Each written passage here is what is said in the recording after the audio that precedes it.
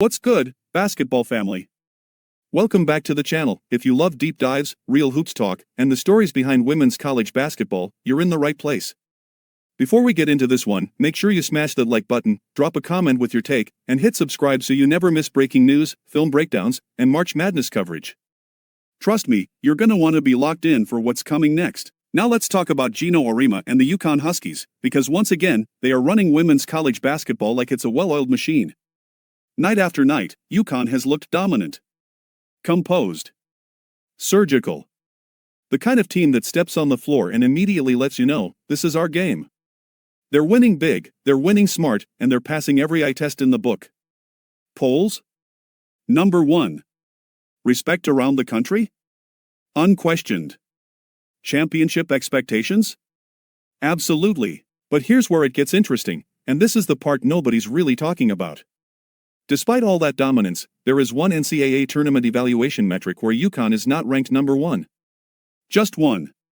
And it raises a fascinating question as we head toward March. Does being the best team always mean checking every analytical box? Or is UConn proving that sometimes control and consistency matter more than chaos and opportunity? That's exactly what we're breaking down today, what this metric actually means, why UConn sits just below the top in it, and why Geno Auriemma probably couldn't care less. Lock in, because this story goes way deeper than the rankings. Geno Auriemma has seen this movie before, but that doesn't mean he ever gets tired of directing it. Every season that the UConn Huskies rise to the top of women's college basketball, there's a familiar rhythm to the dominance, precision offense, suffocating defense, unselfish stars, and a calm confidence that feels almost inevitable. This year's version of UConn has followed that script closely, steamrolling opponents, passing every eye test imaginable, and reminding the sport why Storrs, Connecticut, remains one of its most sacred basketball grounds.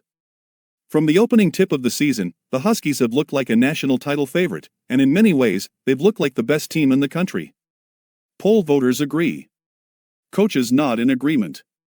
Analysts break down the film and come to the same conclusion. UConn has been dominant not just in wins and losses, but in how those wins are earned. They control tempo. They dictate matchups. They don't panic. They don't flinch. When teams make a run, UConn answers with a run of its own, usually sparked by crisp ball movement, a defensive stop that turns into transition points, or a star stepping forward at exactly the right moment. Geno Auriemma's teams have always been about trust in the system, trust in preparation, trust that the work will show up when it matters most, and this season has been a masterclass in that philosophy. Yet for all the dominance, for all the number 1 rankings and blowout victories, there is one place where UConn does not sit alone at the top. One NCAA Tournament evaluation metric, quietly influential and increasingly scrutinized by the selection committee, places the Huskies just a step below perfection.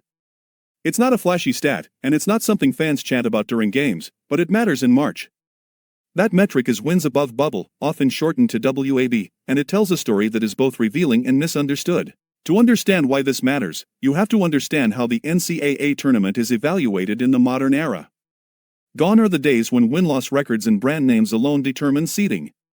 The selection committee now relies on a portfolio approach, weighing multiple data points to assess not just how good a team is, but how much it has achieved relative to expectations. Net rankings, strength of schedule, quadrant wins, road performance, and predictive analytics all play a role. WAB fits into that ecosystem as a kind of measuring stick for opportunity.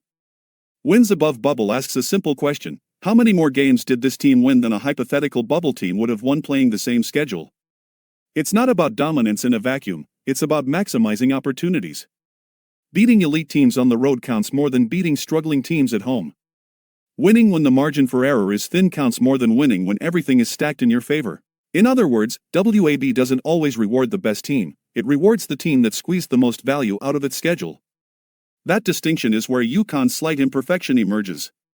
The Huskies have been exceptional, but their schedule structure, conference alignment, and the nature of some matchups mean there are fewer chances to rack up the kind of resume-defining wins that spike WAB numbers.